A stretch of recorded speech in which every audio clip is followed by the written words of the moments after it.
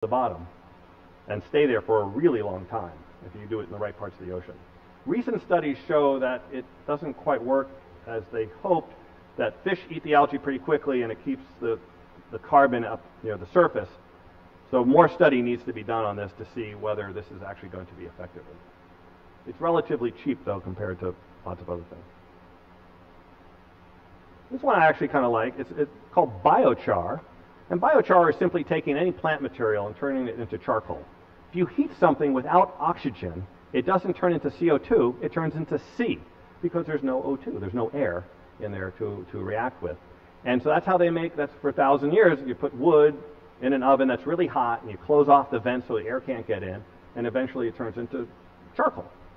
Well, that's good because you can take this charcoal and just throw it back down on the ground, and it retains water, it acts as a soil stabilizer, not exactly a fertilizer, but it helps plants grow.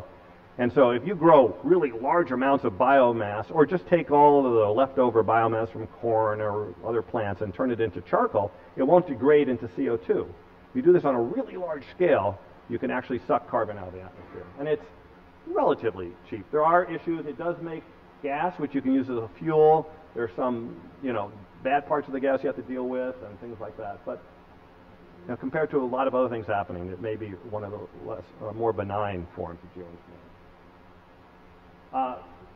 The most obvious thing to do is to reforest the planet. I have a friend who's working on a program where he gives solar cookers to families in India so that they don't go and burn the wood, the dead trees, or they cut the trees down.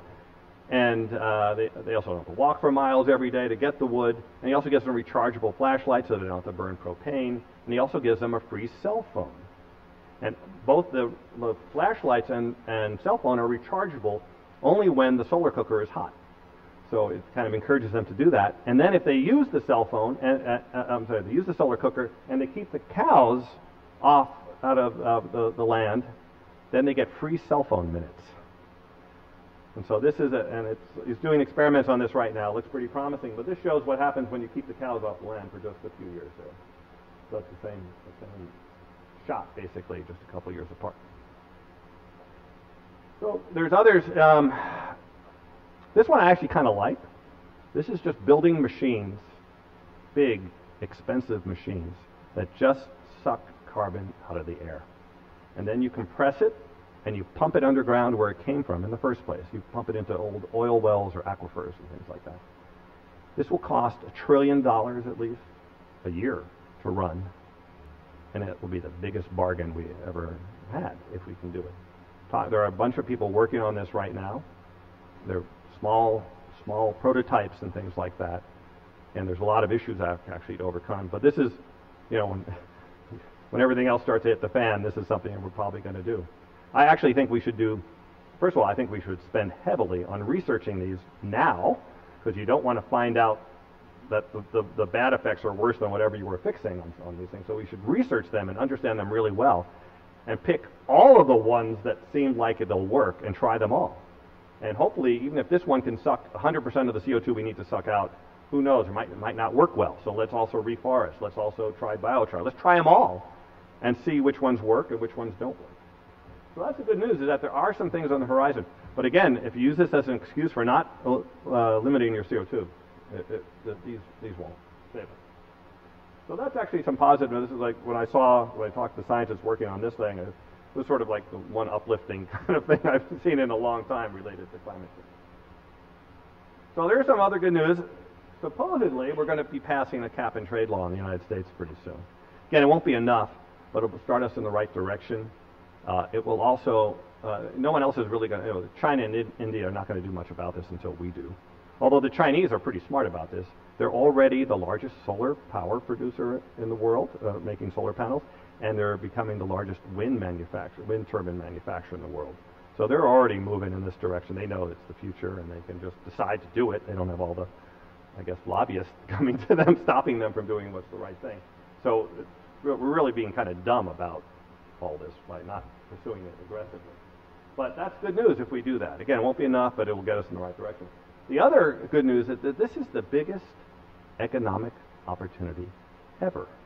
We are about to change all of the energy and transportation infrastructure of the world in the next 50 years. That's a lot of money. We're invested in a company that's growing oil from algae to make fuel. Fuel is a $1 trillion a year business. And they think they'll be able to make it cheaper than fossil fuels in just a few years. That's pretty good opportunities. So there's a lot of opportunity out there. Now again, there's a lot of bad things that happen. But if you understand what it is and what's happening, and you take steps to make it better, there's a tremendous economic opportunity. Now, if you want to learn more about what I was talking about tonight, there's a bunch of good books. The Weather Makers is a nice overview. It goes beyond an inconvenient truth, covers lots of areas. Tim Flannery is a good writer. Speed and Violence is the scary tipping point stuff. It goes into 4 or 5 of the major tipping points, and it's scary. One book I highly recommend is 6 Degrees. 6 Degrees, as I mentioned earlier, explains what changes ppm and degrees C into what the world will be like at different temperatures. It should be required reading for every member of Congress. And then Climate Code Red is an interesting book. It goes into far more, it's like my talk, but it goes into far more detail, and it's referenced like a report with footnotes and things like that. You can go to the internet and download it. I think they do charge for it now, but it's pretty detailed if you really want to get into that. If you'd like copies of the slides or a video of me doing an early version of the talk, there's going to be hopefully a new one up on the internet soon, or you want links to references and the books and things like that, if you go to my website, climateplace.org, and you can download slides, and you should go around giving this talk yourself, tell everybody about it. And I want to thank you for listening and opening it up to questions.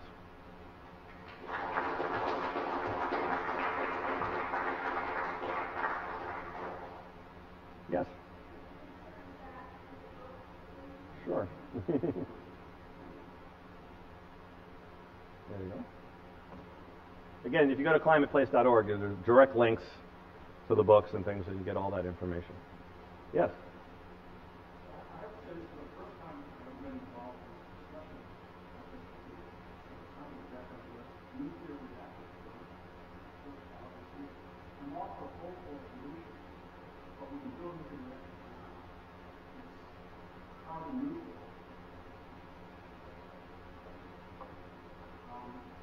And it doesn't require that you do some direction to start with carbon. Well, I'm against carbon. Okay. What?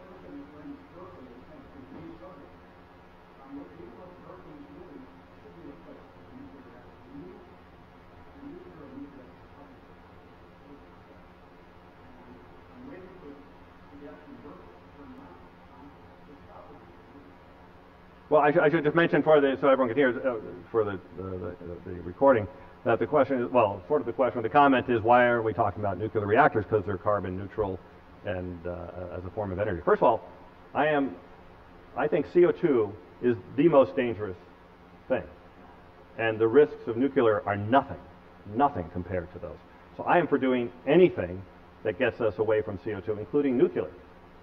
From what I know about nuclear, I think it's difficult to implement at the scale we need, but I don't have a problem with doing it. And there's actually lots of interesting small-scale things that they're working on. I didn't put it in there, but I'm not against it at all, and I think we should do, the risk of Chernobyl is nothing compared to the risk of sort of everyone dying, so, and they're getting better at the safety issues and things like that. So I think the real evil thing out there is CO2, and so I don't actually disagree with you. I didn't cover all the solutions. There's, by the way, a lot more about, in fact, I give a whole talk on energy solutions. It's not in this talk. Yes? Yeah, there's issues about enough uranium. There's thorium, which is not, you can't turn into bombs and things, so there's other things. But again, you could at least, France gets a lot of its energy from nuclear and things like that. I think there's time and cost issues, too. And a lot of people argue that if you are going to do nuclear, you might as well just do wind and solar with some energy storage because it's actually cheaper. Forget the safety issues or anything like that. So, I think there's some arguments like that. Yeah.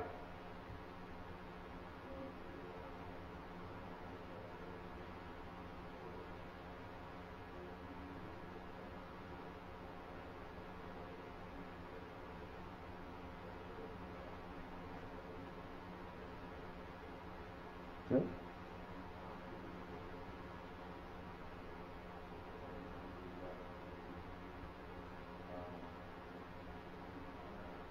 Well, I don't. But also, you have to look at there's also CO2 given off in the making of the panels.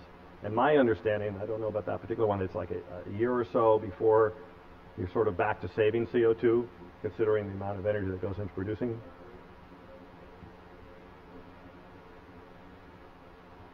Well, those, by the way, one reason I think we have to spend, I'm not sure that's true, by the way, but if it is true, that's why we have to spend lots of money on research so that we don't go down for example, corn ethanol turned out to be probably worse for the environment than in terms of net CO2 when you take into account land use and food and stuff like that. So, you can, now it may be some good effects in that it paved the way for other things, but it's really worth spending lots of money, again, relatively small amounts of money compared to building power plants everywhere, but on research to understand all these issues so that we make the right choices. Other people argue, and I agree with them, is that we have to really think about the amount of CO2 we can that's left to release in the atmosphere before we really got to get down to zero, and that has to be dedicated to building all the green technologies, right? If we just got to use it for powering cars and stuff like that, and then when we realize we have to build solar panels or whatever, wind power or these kind of things, it takes energy to do that, and initially it'll be CO2 because we have fossil fuel power plants. Eventually it'll be replaced by the renewables. So those are some of the issues. Well, in front there first.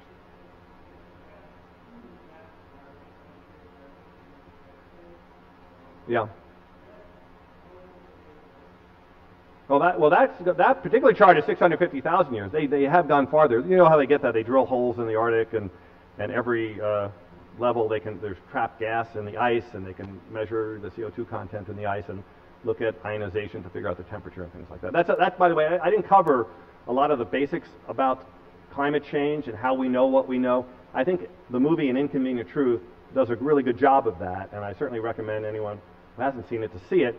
It's really good about the why and the hows and stuff. It doesn't go into what's going to happen very much, but in terms of the basic educational stuff about climate change, which I kind of skip in this talk, it's actually pretty good. So he talks about that, and in the books, and I forget how far they can go back now, but they can go back many, tens of millions of years using other sediments of the ocean and rock and things like that. Yeah, that was the one chart I have from the actual talk. Yeah.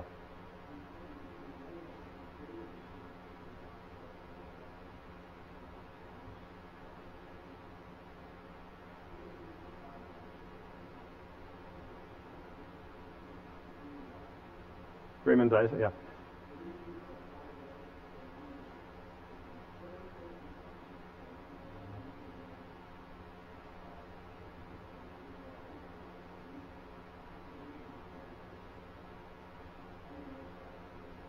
So the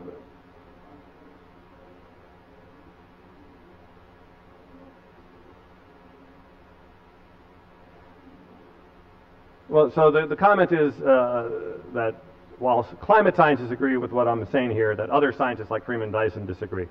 First of all, if your child had cancer, you would probably take them to a doctor, not a car mechanic, not a statistician. Probably take them to a doctor. And not just any doctor. You take them to an oncologist. And not just any oncologist. You probably take them to a pediatric oncologist. You would probably do that. This is the same thing. The people that know what the problem is are climate scientists. 97% of climate scientists agree essentially with what I'm saying here today.